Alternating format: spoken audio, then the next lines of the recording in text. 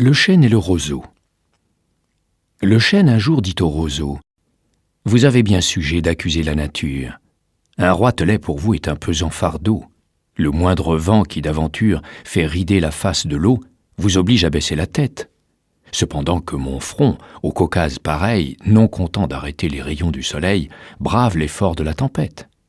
Tout vous est aquilon, tout me semble zéphyr. Encore si vous naissiez à l'abri du feuillage dont je couvre le voisinage, vous n'auriez pas tant à souffrir, je vous défendrais de l'orage. Mais vous naissez le plus souvent sur les humides bords des royaumes du vent. La nature envers vous me semble bien injuste. » Votre compassion, lui répondit l'arbuste, part d'un bon naturel, mais quittez ce souci. Les vents me sont moins qu'à vous redoutables. Je plie et ne romps pas. Vous avez jusqu'ici, contre leurs coups épouvantables, résisté sans courber le dos. Mais attendons la fin. Comme il disait ces mots, du bout de l'horizon accourt avec furie le plus terrible des enfants que le Nord eût porté jusque-là dans ses flancs. L'arbre tient bon. Le roseau plie. Le vent redouble ses efforts et fait si bien qu'il déracine celui de qui la tête au ciel était voisine et dont les pieds touchaient à l'empire des morts.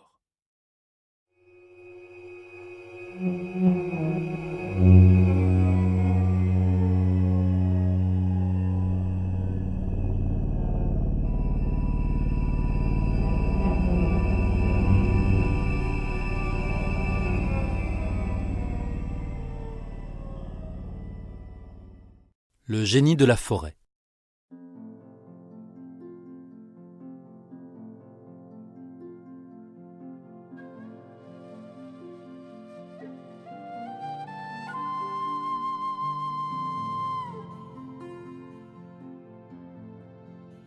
Il était une fois un pauvre fermier et sa femme qui travaillaient très dur sur leur lopin de terre. Le sol était tellement sec que leurs outils se cassaient souvent et qu'à chaque coup, un nuage de poussière s'élevait de la terre. Ils gagnaient donc juste de quoi vivre. Rien de superflu chez José et Anina. Malgré tout, c'étaient des gens très gentils et heureux de vivre. Un jour, Anina reçut la visite d'un voisin qui lui dit qu'à une journée de marche de chez eux, un riche fermier ne pouvait trouver suffisamment de travailleurs pour l'aider à la récolte. Elle proposa à son mari : « Pourquoi n'irions-nous pas aider ce fermier ? Ici, nous mourrons presque de faim. Chez lui, nous pourrions gagner assez d'argent pour vivre décemment. » Son mari la regarda, préoccupé, et lui dit sur le ton de la confidence : « Je ne dis pas non, mais ne sais-tu pas que cette région est habitée par le grand génie de la forêt ? C'est un ogre immense, poilu, à la barbe rouge sang et aux yeux de jais qui lancent des éclairs. Il dévore tous les hommes qu'il rencontre et oblige les femmes à travailler pour lui. Le danger n'est écarté que l'après-midi, car c'est à ce moment qu'il dort. Ça ne m'étonne pas que ce fermier ne trouve plus suffisamment de gens pour rentrer la récolte. Tout le monde a peur. Je ne pense pas que ce soit une bonne idée d'aller habiter aussi près d'un tel monstre. »« Moi, je n'ai pas peur, » dit Anina en riant. « Je resterai à l'intérieur et je n'irai faire les courses que l'après-midi. Je t'en prie, allons-y. Je pense que c'est la meilleure chose qui puisse nous arriver. » Fatigué d'entendre sa femme lui dire tous les bénéfices qu'il pourrait tirer de leur nouvelle situation, José finit par accepter. Ils emballèrent leurs maigres affaires et quittèrent leur misérable chaumière en quête d'une vie meilleure.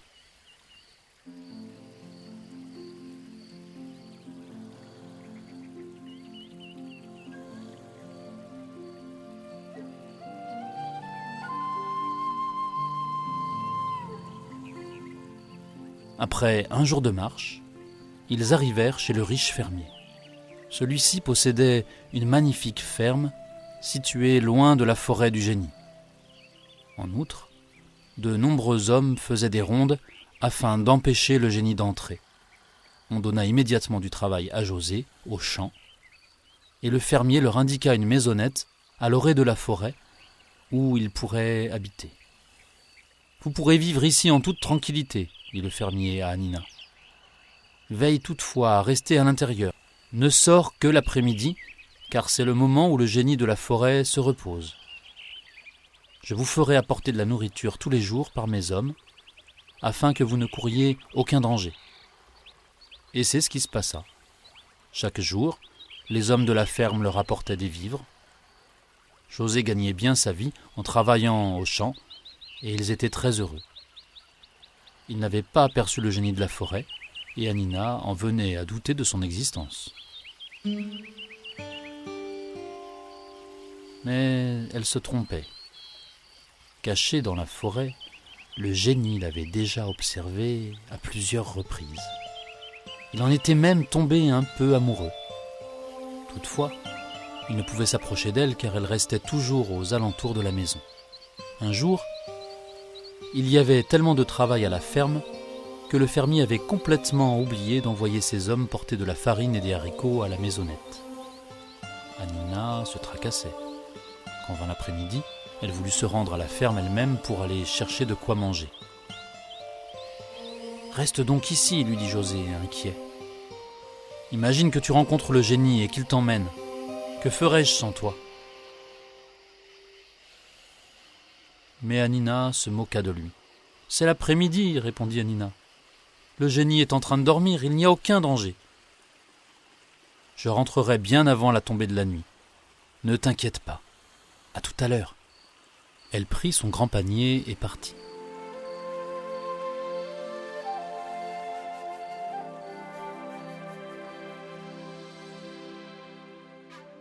Elle suivit gaiement le long chemin qui menait à la grande ferme. Le fermier sursauta lorsqu'il la vit arriver. « Ne m'en veux pas, dit-il à Hannina. Il y avait tellement de travail. Je vais te donner le repas tout de suite. Tu ferais peut-être bien de dormir chez nous, car si tu pars maintenant, tu ne seras de retour chez toi que le soir tombé. Pense au génie de la forêt, petite. » Mais Hannina ne voulut pas passer la nuit chez le fermier. Elle avait peur que José s'inquiète. Elle prit rapidement le chemin du retour. Soucieuse, elle regardait parfois le soleil qui descendait à l'horizon. Alors qu'elle était presque arrivée, le génie de la forêt jaillit de derrière un gros arbre et l'attrapa. Hannina résista de toutes ses forces, mais ce fut peine perdue.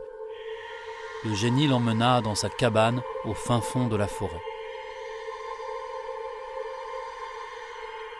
Là, Hannina dut lui faire la lessive et la cuisine. José était déjà rentré de son travail et attendait avec inquiétude le retour de sa femme. La nuit tombée, il partit à sa recherche. À l'orée de la forêt, il découvrit son panier à provisions rempli de vivres. Il eut très peur car il était désormais sûr qu'Hannina avait été enlevée par le génie de la forêt. Tristement, il ramassa le panier et retourna chez eux. Il faisait bien trop noir pour partir à sa recherche. Sur le chemin du retour, il rencontra un vieux mendiant qui marchait à l'aide d'un bâton et qui lui demanda un peu de nourriture. « Accompagnez-moi » répondit José gentiment. « Je vous préparerai quelque chose à manger. » Pendant que le vieux mendiant se restaurait, José lui raconta ses mésaventures. « Si vous m'autorisez à dormir ici, je vous aiderai demain à trouver la cabane du génie, » proposa le mendiant. José le regarda d'un air incrédule. « Ne craignez-vous pas qu'il nous dévore » lui demanda-t-il inquiet. Le mendiant secoua la tête en riant. « N'ayez pas peur, répondit-il. Je suis peut-être vieux, mais je ne suis pas encore tout à fait inutile. Patientez un peu. » Le lendemain matin, les deux hommes partirent de bonne heure. Ils s'enfoncèrent dans la forêt. Après de longues recherches, ils découvrirent enfin la cabane du génie. Ils se dissimulèrent derrière quelques buissons. José vit Hannina sortir de la cabane et vider un seau d'eau. Elle était donc bien là. Quant au génie, il restait invisible. « Il est peut-être parti chasser » dit José, et il se dirigea vers la petite habitation pour aller chercher Hannina. Soudain, le génie jaillit de derrière la cabane en poussant un cri assourdissant.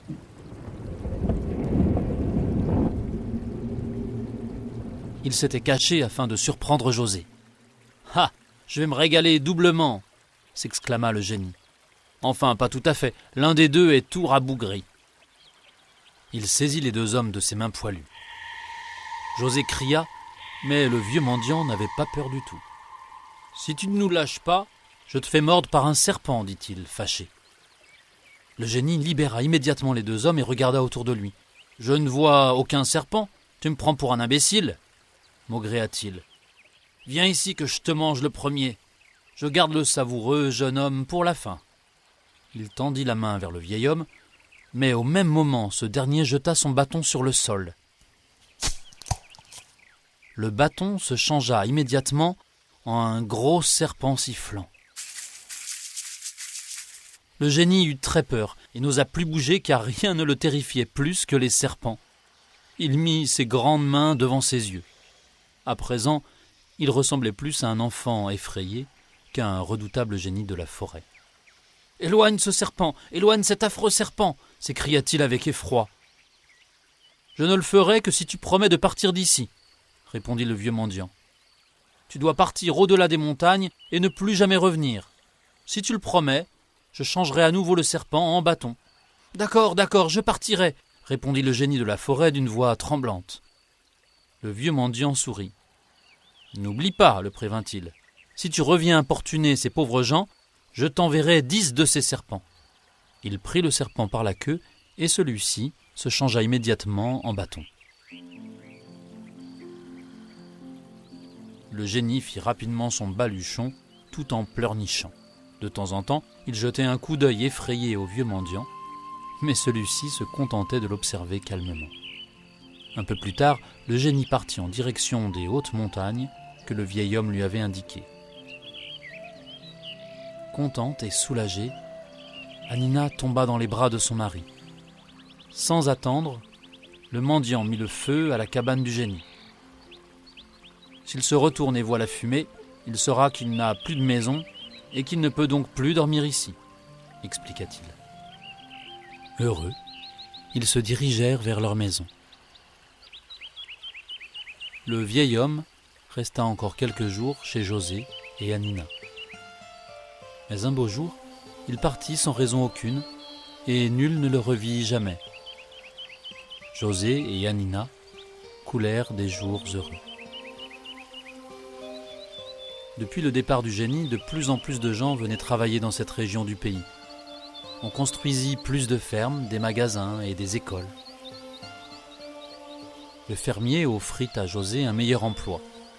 Il devait diriger le travail de tous les nouveaux arrivants.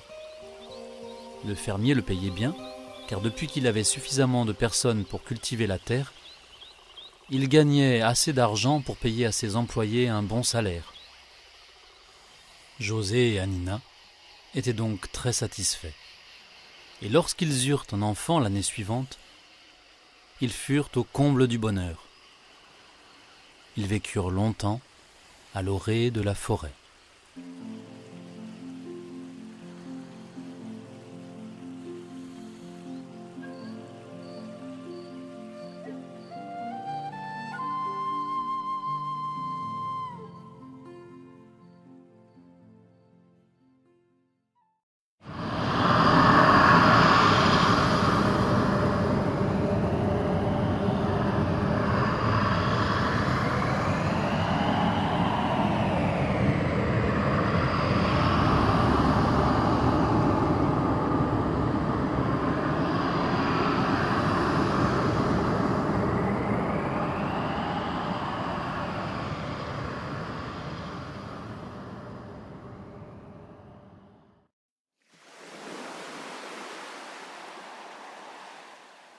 Les petits poissons dans l'eau nagent, nagent, nagent, nagent. Les petits poissons dans l'eau nagent aussi bien que les gros. Les petits, les gros nagent comme il faut. Les gros, les petits nagent bien aussi.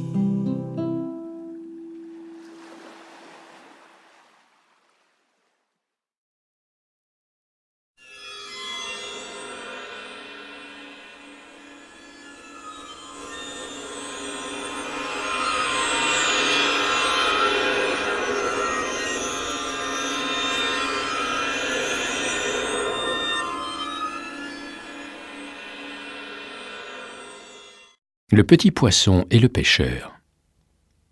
Petit poisson deviendra grand pourvu que Dieu lui prête vie. Mais le lâcher en attendant, je tiens pour moi que c'est folie, car de le rattraper, il n'est pas trop certain. Un carpeau qui n'était encore que frottin fut pris par un pêcheur au bord d'une rivière. Tout fait nombre, dit l'homme en voyant son butin. Voilà commencement de chair et de festin. Mettons-le en notre gibecière. Le pauvre carpillon lui dit en sa manière « Que ferez-vous de moi ? Je ne saurais fournir au plus qu'une demi-bouchée. Laissez-moi carpe devenir, je serai par vous repêché. Quelque gros partisan m'achètera bien cher, au lieu qu'il vous en faut chercher peut-être encore 100 de ma taille pour faire un plat.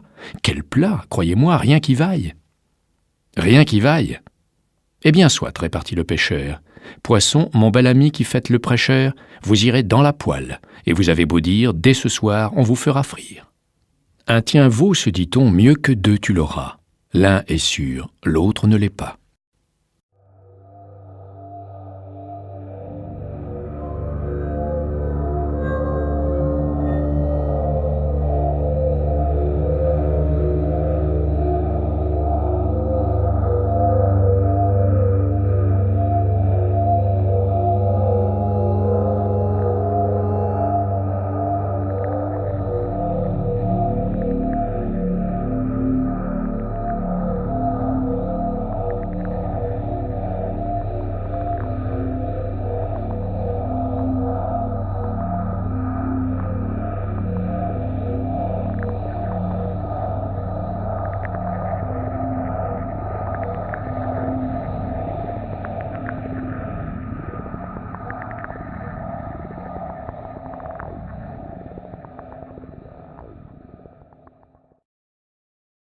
L'eau de la terre.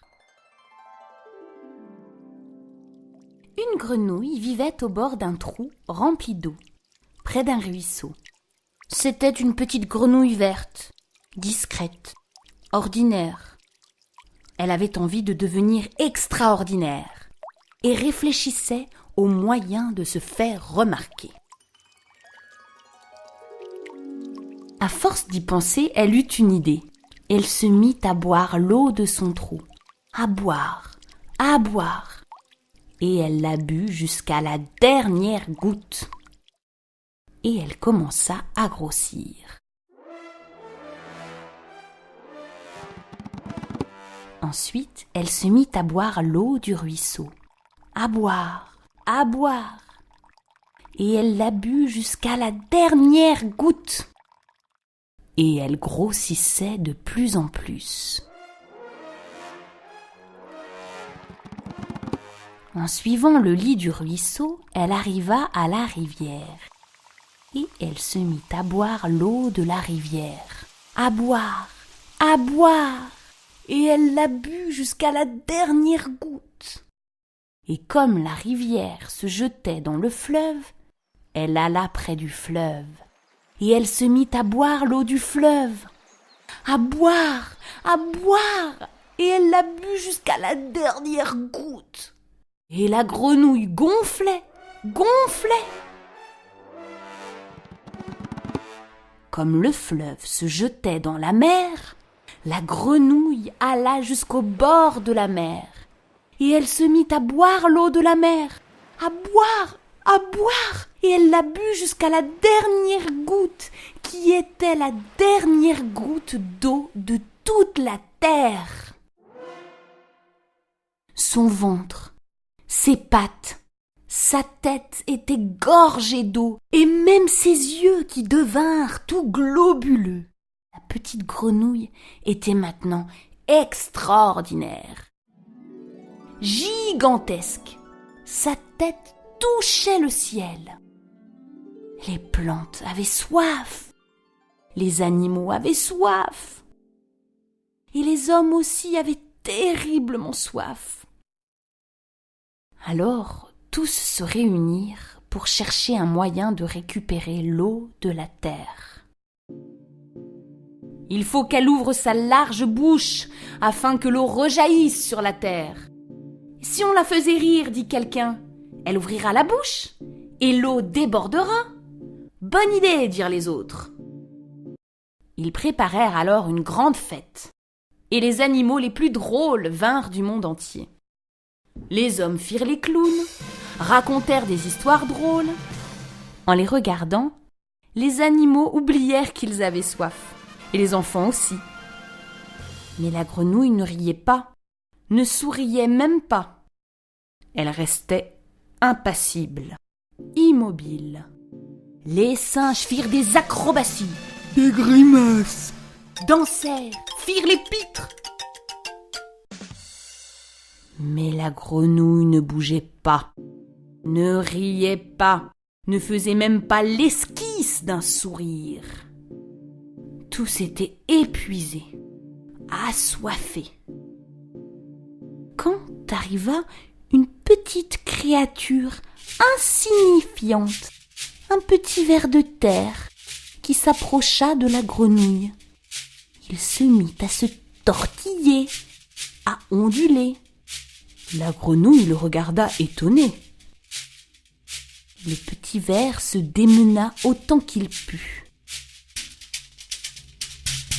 Il fit une minuscule grimace. La grenouille éclata de rire. Un rire énorme qui fit trembler tout son corps. Elle ne pouvait plus s'arrêter de rire, et les eaux débordèrent de sa bouche grande ouverte. L'eau se répandit sur toute la terre, et la grenouille rapetissa, rapetissa. La vie put recommencer, et la grenouille reprit sa taille de grenouille ordinaire. Elle garda juste ses gros yeux globuleux en souvenir de cette aventure.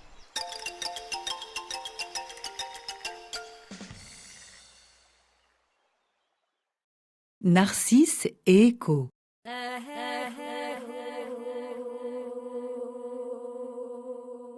L'air et la terre avaient une fille, Écho. Cette charmante nymphe vivait dans les bois aux côtés de la déesse Artémis. Elle allait de rivière en torrent. Les arbres lui servaient de toit, la mousse et les jeunes pousses de lit. Elle ne connaissait ni tourment ni ennui.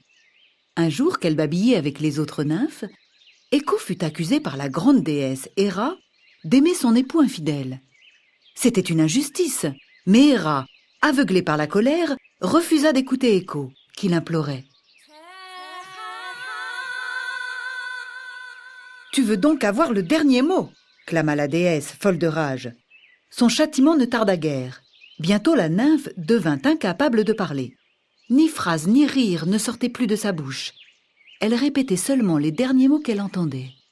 Écho était au désespoir. Cette punition était d'autant plus cruelle que notre jolie nymphe tomba éperdument amoureuse. Écho aimait Narcisse.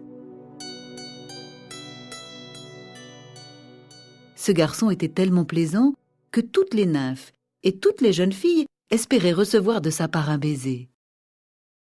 Mais le jeune homme était indifférent aux beautés qu'il croisait, et jamais il ne sentait la présence d'Écho, qui le suivait pourtant aussi fidèlement que son ombre. La nymphe l'observait sans pouvoir lui parler, avec l'espoir pourtant d'en être un jour aimée. Un beau matin, elle tenta toutefois de se faire remarquer. Narcisse, à la recherche de ses amis, appelait « Êtes-vous ici? Y a-t-il quelqu'un par ici ?» Et Écho lui répondait de sa jolie voix « Ici, ici, ici !» Narcisse lui demanda alors de venir, et Écho, le cœur battant, apparut au jeune homme. Mais celui-ci s'en détourna immédiatement, et sans la regarder, il cria « Jamais, jamais! Penses-tu qu'un jour il se pourrait que je te donne pouvoir sur moi ?» Et la voix de la nymphe, entrecoupée de larmes, répéta suppliante « Je te donne pouvoir sur moi !» Mais déjà, Narcisse s'éloignait. Méprisée par celui qu'elle aimait, Écho s'enfuit à travers bois jusqu'à trouver une grotte dans laquelle elle voulut cacher sa honte et son désespoir.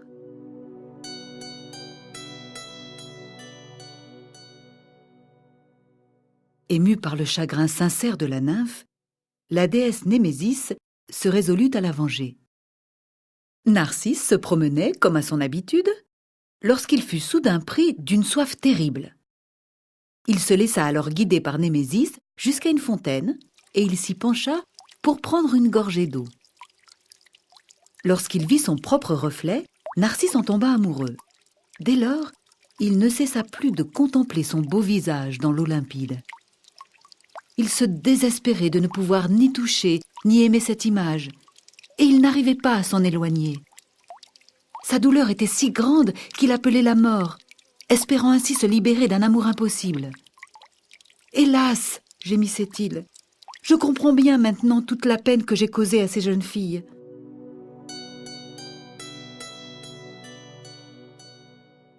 Le temps s'écoulait, et progressivement, les pieds de Narcisse se changeaient en racines, son corps en tige, et sans qu'il s'en aperçût, le jeune homme se transforma en une jolie fleur qui porte encore son nom. La folie de Narcisse n'avait pas apaisé la douleur d'Écho. Elle continuait à veiller sur lui. Et lorsque Narcisse dit adieu à son propre reflet, Écho répéta doucement, tristement, « Adieu ».